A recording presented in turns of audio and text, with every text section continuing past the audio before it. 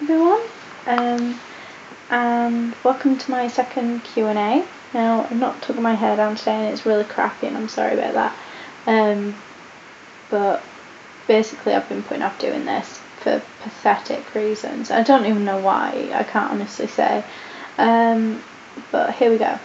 So I'll jump right in and I'll leave notes to the end because, you know, that'll make more sense and I'm sensible sometimes. So here we go. Right. Glorious Understanding, aka Steph, asked, I feel like I learned so much about your lovely wife during her recent Q&A. For those of you who don't know, my wife is Don't You Want Kathy Me, Ren. So yeah, go check out her Q&As, they're quite fun. I'm sorry I'm really croaky and I don't know why. Anyway, so continuing with Steph's question. Why don't you tell us a little bit about yourself? Hence why this is the first question. About me, it's kind of a good question as well because I'm not actually very good at talking about myself. I do it, but I don't particularly like to do it. But anyway, so I'm Shin, obviously, captain of the NX02. I'm not the captain of the NX02. I wish I was the captain of the NX02, but my Tumblr URL. Or Erica Hernandez, or loads and loads of other blogs that I run and things like that. And I'm a social media consultant for a media company. I'm not going to say which one, but most of you know. I'm also kind of in law school, but I'm taking a break again for the third time to work. Because I freaked myself out about all my law college exams a few months ago, and I was like, no, I'm just going to put it off for a year. I'm going to work for a year, and I'm going to put it off, and I'll come in and I'll do it again at a later date. So yeah, I'm very politically active. I've got a massive interest in politics. That's kind of a bit of a disadvantage on Tumblr as well, because a lot of what is spread on Tumblr is misinformation. And as someone who is politically and socially active, it's so annoying. Yeah, I won't go into that. I've also become known as the moth god because I keep catching these giant moths. I posted a picture the other day of the giant one that I caught. It was huge. So yeah, I also have quite a lot of medical literacy because I spend a lot of time in hospitals with having multiple sclerosis. I spend several hours a month in the hospital and I'm at the doctor's every other week. It's not fun, don't do it. It's really not fun. So yeah, basically that's me. I'm also a huge Leeds Rhinos fan, in case people didn't notice. So Kevin Sinfield is my god. Yeah, so Leeds Rhinos, what can I say? Don't You Want Kathy Me, so my lovely Ren, asked how old was I when I had my first kiss. I was 12, and his name was Scott, and it was outside the graphic design room, which was my form room, in high school, after the last bell at 3:30 one day. And I had such a crush on him in year 7 and 8, and then he moved away. So I had such a crush on him though. He was such a cute, adorable little person. And but that was just, you know, a little peck on the cheek. And my first like full-on make-out snoggy kiss came about probably a year after that. And her name was Katrine. Don't say a word, Ren. I still see her around Rochdale from time to time, but yeah, that obviously didn't go anywhere. We were 13. Wild Cool Night, so my friend Sarah asked, do you like marzipan? No, I don't like marzipan. You can have my marzipan. It's too sweet and it's awful and I don't like it very much. So there you go. There's my opinion on marzipan. Right, what is my thing with Elmo? This is from an anon. This is a sadly depraved story. Now, you know if I ever say that something is a depraved story, there is going to be one person involved. And that person is Jekka.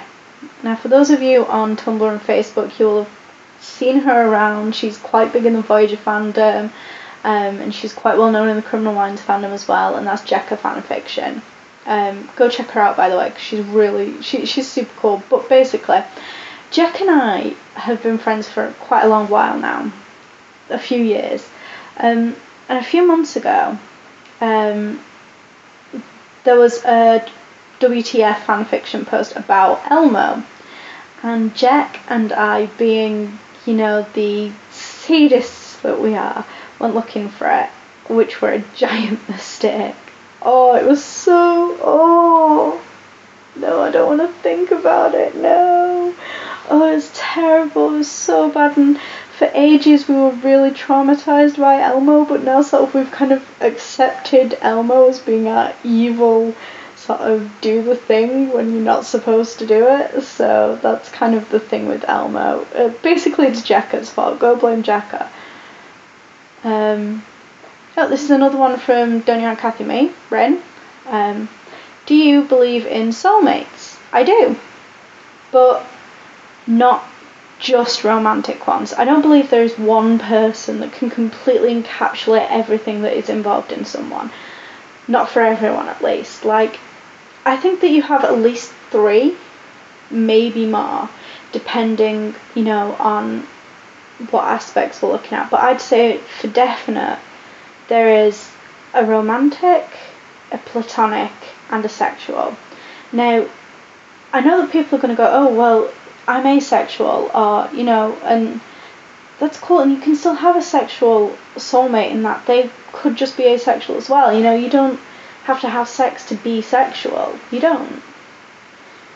But you can have that partnership, that connection with someone else, regardless of what your orientation is. And like I say, platonic. I've got my platonic best friend. We met like 5 years ago now, and we still talk every night for hours.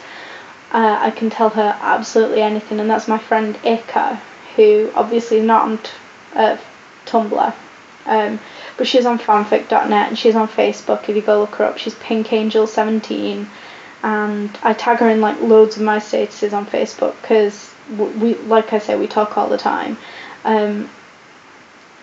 When it comes to fiction, though, I think that it can be even more fun because you can have your OTPs and they can be any one of them categories, and I think the best OTPs, at least my favourite OTP, is all 3.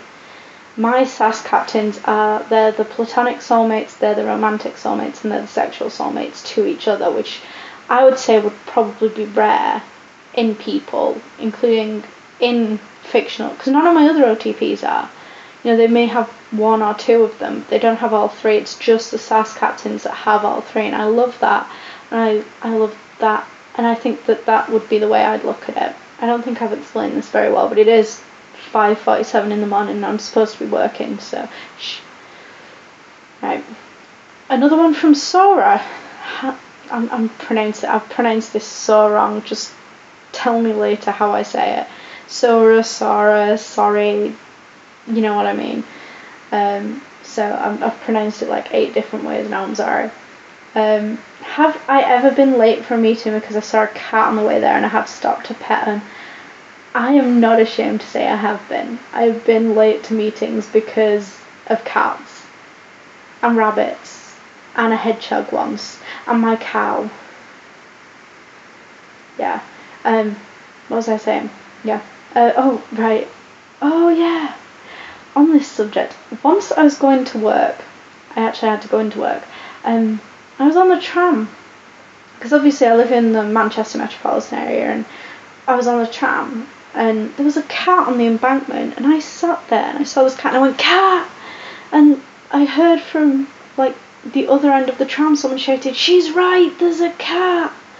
So apparently cats unite the commuters on the Manchester tram network at 6 p.m. of an evening. So there you go. There's a little bit of Manchester knowledge. Molly became an engineer. Molly asked, talk about PT, why I like them, why I started shipping them, one of my favourite moments. Now, for those of you who don't know PT, that's Paris Torres, Tom and Balana from Voyager, who have been my OTP since I was 7 years old. Basically since Voyager was very first on, because I'm 26 now. It was literally, as soon as it started, I actually, one of my mum's favourite stories that she tells it every Christmas is how when one of the shows was airing, and you know, it was, Star Trek was a way that I was being encouraged to develop my English skills, because I was interested in it and it was all in English, so I had to learn to speak English better to understand it. So Star Trek's always been basically a language aid for me. So, and I saw a lot of myself in Balana at that age, do you know what I mean? And anyway, this is completely not relevant. But basically, because I watched it, and my mum tells stories about it, like there was one the other day that I was saying that we were watching Caretakers. So this is the very first time any of us had ever seen these characters, and I apparently really didn't like Chakotay, and there's that bit where the Marquis ship is destroyed, and apparently I burst out crying, and I was like, why would I do that? And she went, well, I was trying to comfort you and say that, you know, Chakotay was fine, and you just looked at me and went, but I don't want him to be alive. I want to go and pat 7-year-old me on the head and go, don't worry, you're now 26 and you still don't like Chakotay. So there you go. Unpopular opinion maybe. Anyway, back to the question. I think that when it was first airing, my mum's always said there was this one line that was said, and that was when I looked at her and I went, I want those two to get married and have a baby. And that was at the end of The Cloud, where they're in the holodeck and there's that Paul play talks to Balana, and Balana looks at Tom and goes, he's a pig and so are you. And apparently I decided then that I wanted them to get married and have a baby. So, you know, 7-year-old Shin could predict the future. And I think I like them because they're very natural, they're very fluid. Related to the last, not the last question, but the question before, I think they're probably sexual and platonic soulmates. I wouldn't say they're romantic soulmates, because I think Tom is far more romantic than Balana would want, but I think that platonically they're definitely there, and sexually they're definitely there, so they've got 2 of the 3, so, you know, and I think I like that the most, and I like that they're not perfect and that they fight and that they have to work through all this.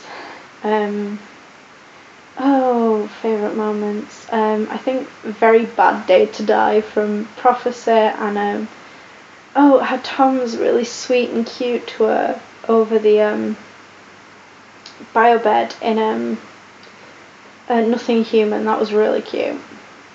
Anyway, yeah. Oh, so we're back to Rin. I've noticed kind of a theme here. You can tell who sent me the most questions, can't you? Back to Rin. Describe my ideal way to spend a day. My blanket, which is really comfy. Some popcorn and Star Trek Enterprise. If that's like if we were in bed. If I had to be anywhere, I mean, I'd take any Star Trek, but Enterprise would be my favourite. If I could be anywhere though, I think I'd be on in Slass, which is a beach. It is a beach, but it's on a tidal estuary in Wales, near where it was brought up, and it's like one of my favourite places in the whole world, and I'd love to go there. I need to go there. I've been dreaming about visiting New Slass recently. Right. Tea or coffee, and what do I make them with? This is from Sora. I said to my friend Clint the other day, I just went, coffee is good when I'm plotting murder, and tea's good when they're dead. So that says a lot. If I'm worked up and I need to stay awake, I'll have coffee with some milk and maybe a little bit of sugar. When I need to calm down, or if I'm going to sleep, normally a herbal tea. I've got this really nice lemon tea and honey that I adore at the moment, and I'm drinking a lot of that. Right. Back to Rin. Oh god, this question's mean, Cheesecake. How dare you? If Ada Marie's and Erica Hernandez were trapped in a sinking car in a river. Who would you save if you could only save one? This is mean. You're a mean person. I don't like you right now. This is mean. Do I have to answer this one? I'd probably save Ada because she's a real person. She's got a family and shit. But, you know, Erica. Yeah. Right, okay, no. Right. Anyway, right, this next one's from the Admiral's Coffee, Nova, who said, do you ship anyone on Tumblr? It doesn't have to be romantically, I just wanted to see if it was me and her crazy brain. So, for those of you who didn't notice the other day, Nova actually ships people on Tumblr. Which is cool, because, you know, she ships me and Ren. You know, we're whatever we are, so yeah. I don't really ship anyone ship, but I do kind of think, oh, you guys are so cute, why don't you just sit together and watch Star Trek? You know, like bro ships. Occasionally I do, you know, the female, the lesbian orgy that we were all talking about the other day for Vegas sounds pretty good. I could go for that. Right. Back to Sora, who said, if you could start a conversation with a cactus, would you? If yes, what would your first question be? If not, poor cactus. I would totally start a conversation with a cactus, and do you know what I'd do? I would ask the cactus if it liked anything particularly, you know, like a particular food or something, nutrient, so I could bring it as a present, and then I'd probably ask it if it was bored. Yeah. The Coffee Nebula. My friend Heather. Yay, Heather. She says, what is the best shoop ever? Now, shoop, for those of you who don't know, a few months ago I got really frustrated that there was no singular word for sheep. So I started saying shoop. And I said it to loads of people, and it's now become a thing. My best friend offline and I, Stevie, we shout, well, Stevie's on Tumblr as well, but you know what I mean. We shout shoop at each other. She made me a shoop that she used for her graduate project, which I have down there, but I'm not going to stand up and get it because that requires moving. But he's down there. And, you know, he's a shoop, and he's probably one of my favourite shoop, but I think my best favourite shoop would be Gwyneth. She was my favourite shoop when I was growing up because she had to be hand-reared because her mother rejected her when she was a baby, and we didn't have any other sheep that were available at the time, so we hand-reared her, and she was super tame and really friendly, and she liked to come and cuddle and things, so I think Gwyneth was my best shoop. She was great. And then last question, this one's really quite a short one. Last question is from Ren, big surprise, and she says, when are you going to come and snuggle your cheesecake? I'm going to be there just as soon as I can be, my love, and you're still quite welcome to come join us in December. And like I say, now we're trying to go for Vegas, me and Anna, so if we go for Vegas, you know, I can put a sock on the door and Anna will leave us be for a little while, so, you know, I know that's 2015, but it's only a year away. And, you know, a sock on the door, and it'll leave us be, it'll be fine. And I'm sure whoever you share a room with, it'll be great, we'll be fine.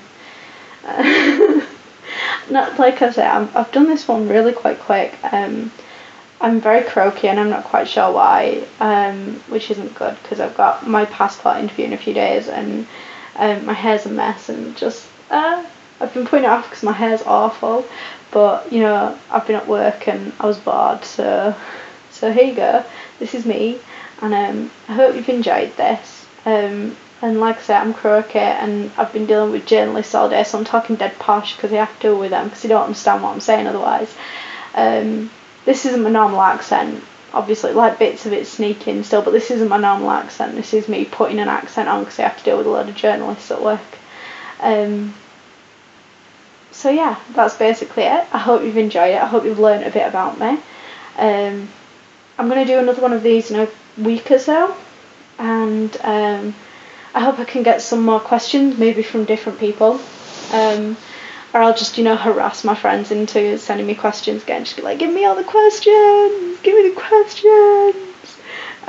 So yeah, there you go. Can you tell that I'm really, really friggin' sleep deprived? But yeah, so thank you very much, and I hope you had fun. Okay, bye.